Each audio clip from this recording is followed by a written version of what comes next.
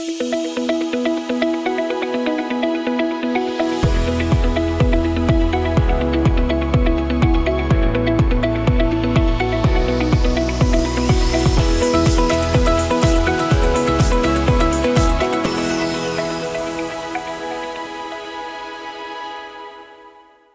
Sobat di Rumah, selamat datang di podcast Senarai, seri edukasi dan narasi ekonomi BI Riau, dengar lebih dekat, tahu lebih jelas.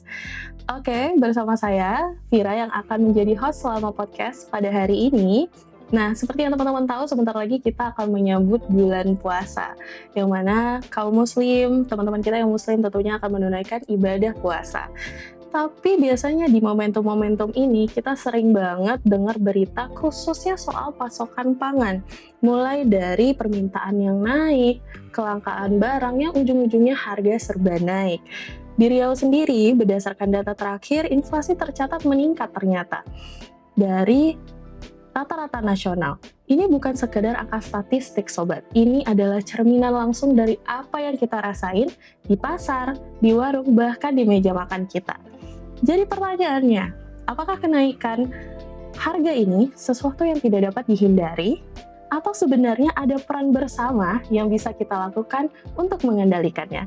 Nah, semua itu kita akan bahas dalam episode Senarai yang pertama ini.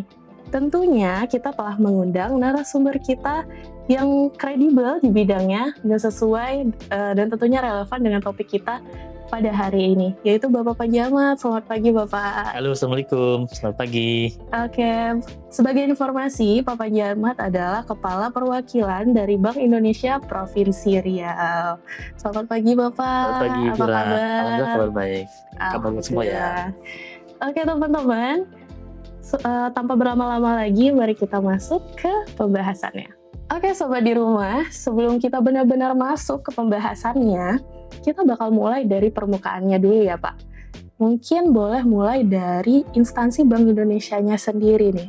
Karena masih banyak orang-orang di luar sana yang masih mengira kalau Bank Indonesia itu sama kayak bank umumnya, bisa menabung, bisa mengajukan kredit, bahkan banyak orang bilang Bank Indonesia itu adalah tempat mencetak uang gitu Pak. Padahal mungkin setahu saya juga berbeda ya Pak ya. Dan mungkin Bapak lebih sering lagi nih nemuin kasus-kasus seperti ini di keseharian. Jadi mungkin karena ada kata banknya kali ya Pak. Jadi orang-orang banyak yang salah sangka gitu. Mungkin boleh Pak dijelasin sebenarnya Bank Indonesia itu ngapain sih? Dan emang apa hubungannya dengan topik yang akan kita bahas kali ini, yaitu terkait pasokan pangan gitu. Ya, terima kasih. Ini pertanyaan menarik. Dan saya sering temukan di berbagai level ya. Dari pelajar, kemudiannya profesional, dan juga dari ibu-ibu, bapak-bapak. Dan memang kalau kita lihat namanya bank, itu ada bank sentral, ada bank umum. Dan ini yang namanya bank, orang berpikir pasti mengenai uang dan kredit ya. Nah, di sini perlunya bagi kita untuk menjabarkan bahwa ada perbedaan antara bank sentral dengan bank pada umumnya. Bank sentral itu adalah suatu lembaga negara ya, punya fungsi tugas menjaga stabilitas nilai rupiah. Nah, kita Bank Indonesia itu diatur sangat kuat, ada di Undang-Undang 45 dan punya undang-undang tersendiri. Kemarin dirubah juga dengan Undang-Undang P2SK. Nah, tugas Bank Indonesia itu adalah menjaga stabilitas nilai rupiah ya, kemudian juga untuk mendorong pertumbuhan ekonomi yang berkelanjutan. Stabilitas nilai rupiah ada dua. Dilihat dari indikator tingkat inflasi yang terkendali dan juga nilai rupiah yang stabil. Nah, fungsi BI di sini Bank Indonesia Riau, kita ya, Bank Indonesia Riau adalah memberikan advis dan bantuan kepada Pemprov Riau dalam menjaga stabilitas nilai rupiah tadi. Nah, bagaimana dengan inflasi yang terkendali, juga membantu mendorong pertumbuhan ekonomi di Riau. Nah, itu yang pertama. Yang kedua adalah kita juga sebagai otoritas sistem bayaran. Di sini tunai dan non tunai. Tunai itu dengan mengedarkan uang rupiah ya di seluruh wilayah Riau yang kondisi baik dan bisa diterima masyarakat. Dan non tunai tadi ada transfer, ada kris dan lain-lainnya. Nah, khusus yang otoritas bagi sistem bayaran, Riau itu sebenarnya harus berbangga sudah ada sejak 100 tahun yang lalu. Ada di Avase Bank ya di Bengkalis, itu punya branch dari Bank Sirkulasi Belanda, punya cabang di Bengkalis. Fungsinya tadi mengedarkan uang di Provinsi Riau. Dan kemudian berlanjut setelah kemerdekaan, ada Bank Indonesia di Jakarta, ya kemudian di kantor-kantor cabang lain, dan di Riau sudah ada sejak lama sekali ya. Dari tahun 72 sudah ada di Pekanbaru. Sebelumnya juga ada di Tanjung Pinang. Jadi berbeda antara bank umum pada umumnya dan bank sentral, begitu. Begitu.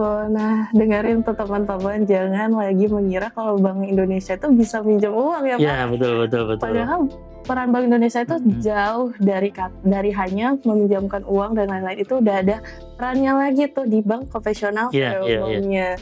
Tapi Vira benar sekali.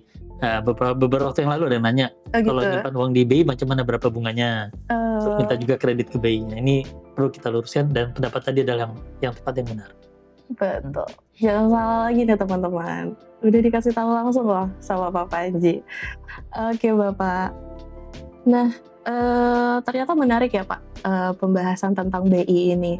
Dan ternyata Bank Indonesia seperti yang Bapak bilang untuk fungsi utamanya adalah menjaga stabilitas ekonomi kita Indonesia gitu. Cuman kira-kira apa ya Pak hubungannya dengan belanja bijak secara khusus? Karena secara lingkupnya aja nih, belanja itu kan cenderung lebih personal ya. Terserah kita dong belanjanya mau apa aja gitu. Kan kita yang punya uangnya, kenapa harus BI itu ngatur-ngatur gitu? Kenapa harus BI itu repot-repot menyebarkan awareness nih ke teman-teman semua di rumah kalau kita tuh belanja itu harus terkendali gitu. Emang kenapa, apa hubungannya tuh dengan BI gitu Pak? Ya, pertama-tama Riau punya kondisi yang unik. Kita bukan lumbung padi, bukan lumbung cabai, tapi kita lumbung sawit, lumbung pulp and paper, dan lumbung minyak. Nah, karena punya keterbatasan tadi, kita tidak sanggup memenuhi kebutuhan kita ya untuk padi, untuk cabai, maka perlu ada keyakinan, kepastian distribusi yang cukup di Riau ini. Untuk padi, beras itu kita maksimal bisa produksi Riau sendiri hanya 30%-nya. Cabai juga tidak jauh dari itu, 25%, 30%. Sehingga Riau sangat bergantung dengan produksi tetangga, terutama Sumbar. Beras ada Anak Daro, kemudian cabai ada cabai bukit. Dan juga kalau itu masih tidak mencukupi, kita akan ambil di provinsi lainnya. Ada di Sumut, ada juga di Aceh. Nah, untuk itu penting bagi kita untuk bisa mengendalikan pola belanja kita, untuk memastikan juga kita belanja hanya yang secukupnya, dan memastikan bahwa semua orang juga berbelanja sesuai dengan kebutuhannya, tidak perlu menimbun, tidak perlu panik, begitu kira-kira. Oh begitu. Dengerin teman-teman, jadi bukan soal terserah kita untuk belanja apa, tapi kita harus ingat dampaknya untuk jangka panjang dan secara keseluruhan ya Pak ya. Oke. Jadi itu tuh teman-teman. Jadi setelah ini teman-teman harus lebih memperhatikan belanja itu jangan karena FOMO. Kadang-kadang FOMO itu karena ikut-ikut Pak. Ini semua orang mau lagi panik nih. Ini kayaknya bentar lagi mau Lebaran, kita harus nyetok banyak. Semuanya nyetok banyak, padahal sebenarnya di rumah kita masing-masing tidak perlu sebanyak itu gitu. Cuman takut ntar langka nih, udah gak ada lagi, karena kan semua orang kayaknya bakal beli ini pada waktu itu gitu. Gak boleh kayak gitu guys, karena nantinya harga akan ikut mahal ya Pak ya. Oke, baik. Tapi Pak, ngomongin inflasi sebelumnya di Riau sendiri, saya lihat di postingan BI Riau, kebetulan kita selalu update itu di postingan Instagram kita. Betul, selalu, always. Iya, inflasi itu ternyata tercatat masih lebih tinggi Pak dari nasional. Apa ya Pak kira-kira penyebabnya, dan apa yang BI Riau lakuin sebagai reaksi Pak? Ya, jadi ada namanya TPID, Tim Pengendali Inflasi Daerah, di pusat maupun juga ada yang di Pemprov dan di kabupaten. Nah, BI Riau intens kita masuk ke sana untuk bisa mengendalikan inflasi. Sesungguhnya kalau melihat tadi Riau tadi bukan lumbung padi, bukan lumbung cabai, ya kita sangat tergantung dengan provinsi yang lainnya. Di awal tahun 2025, upaya untuk menjaga kecukupan barang sudah kita lakukan sejak awal. Jadi Pemprov Riau, Pemkot Pekanbaru, kemudian badan usaha, kita melakukan kerjasama ke provinsi sebelah di Sumatera Barat.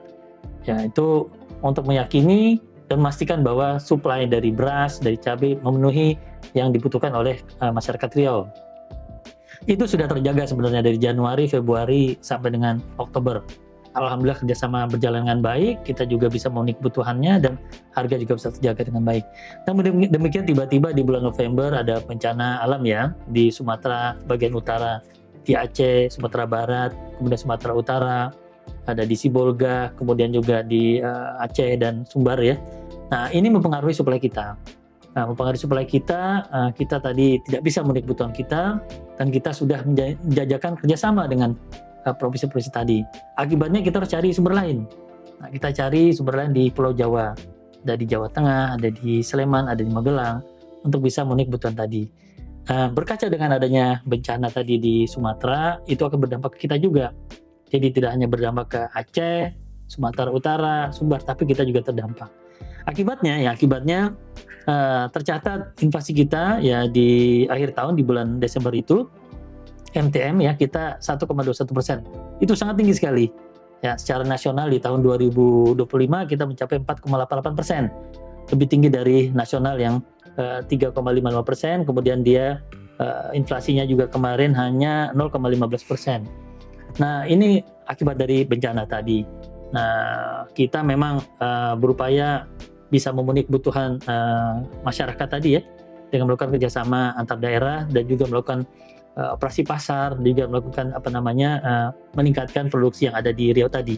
Dan alhamdulillah di Januari ini kita tidak setinggi lagi itu inflasinya. Kemarin tercatat kita deflasi 0,45%, YoY-nya 4,43%, alhamdulillah. Semoga juga selalu begitu. Dan memasuki bulan Ramadan ini ya sebagaimana kita lakukan di tahun lalu ya, kita melakukan kerjasama antar daerah dengan provinsi lainnya, dengan Sumbar, dengan Sumut, dengan Aceh, dan sekarang kita coba dengan provinsi lainnya yang ada di Pulau Jawa. Nah, insya Allah dengan adanya kerjasama yang baik ini dengan berbagai pihak ya, dengan provinsi, dengan Pemprov dan BUMD ya, kita bisa menjaga dengan baik kebutuhan masyarakat, insya Allah ya. Gak usah khawatir sebenarnya ya. Keren sekali nih teman-teman. Mungkin teman-teman gak sadar tuh di rumah, mungkin masih scroll taunya berita-berita yang ada di sosial media aja ya Pak. Betul, ini langkah itu langkah. Padahal di balik itu semua teman-teman, itu ada Bank Indonesia bersama pemerintah ya Pak ya. Pemprov ya. Telah berupaya untuk teman-teman tuh bisa menikmati cabai di rumah teman-teman. Ya, beras juga gitu. Jadi maka itu teman-teman ternyata bukan hanya peran dari institusi aja yang diperlukan, tapi peran dari teman-teman tuh juga gitu. Jadi bukan, walaupun mungkin tidak terlalu terlihat di keseharian teman-teman, tapi ternyata kita sudah banyak berbuat ya Pak ya. Bersama TPID ya.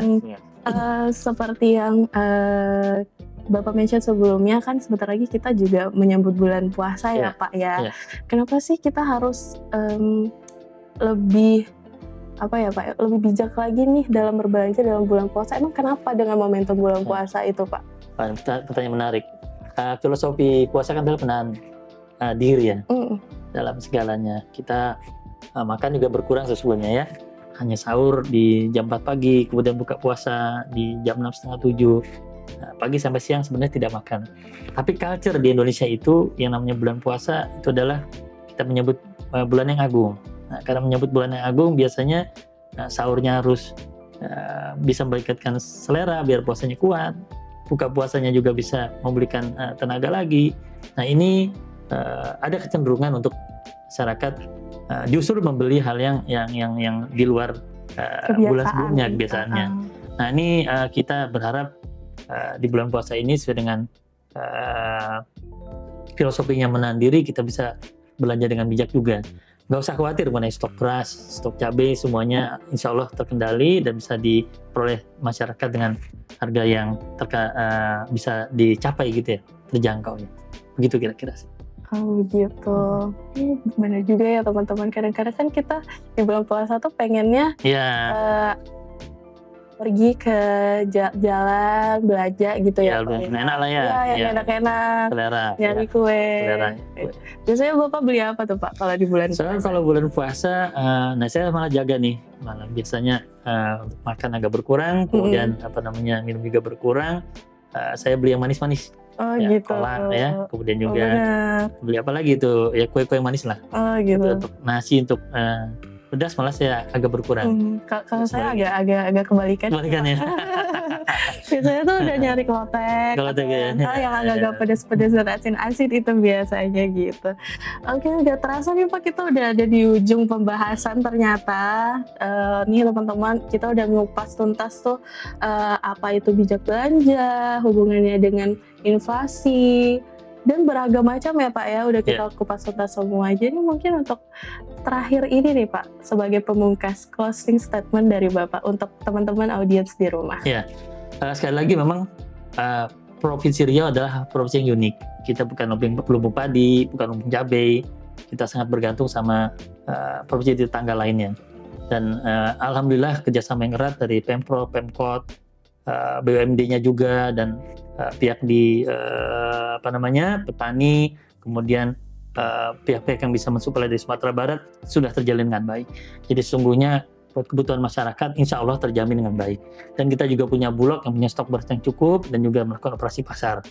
Nah, saya berharap di bulan Ramadan ini ya, sesuai dengan temanya kita menjaga hawa nafsu, menjaga menahan diri. Teman-teman, saudara-saudara semua bisa menahan, belajar dengan bijak ya, belanja dengan secukupnya. Insya Allah ibadah kita, kemudian juga kebutuhan kita bisa tercapai dengan baik. Dan satu hal lagi, untuk belanja tidak hanya dengan tunai, bisa non tunai juga, gunakan kris, gunakan transfer, dengan media yang ada, tunai non tunai, itu bisa dilakukan dengan teman-teman semua. Tidak hanya kita datang ke pasar ya, dengan belanja online juga bisa kita lakukan dengan baik. Selamat beribadah puasa Ramadan. Semoga kita diberikan kesempatan bisa memperoleh Ramadan dengan baik. Amin ya rabbal alamin. Waduh, terima kasih banyak ya Pak ya untuk hari ini, pembahasannya daging semua nih teman-teman. Kalau kata Gates itu daging banget semua. Ini pembahasannya gitu. Oke teman-teman, itu dia closing statement dari Pak Panjamat. Sekali lagi terima kasih banyak Pak untuk episode pertamanya ini. Teman-teman di rumah wajib nonton sih sampai habis karena ini lagi-lagi daging banget ini pembahasannya. Oke.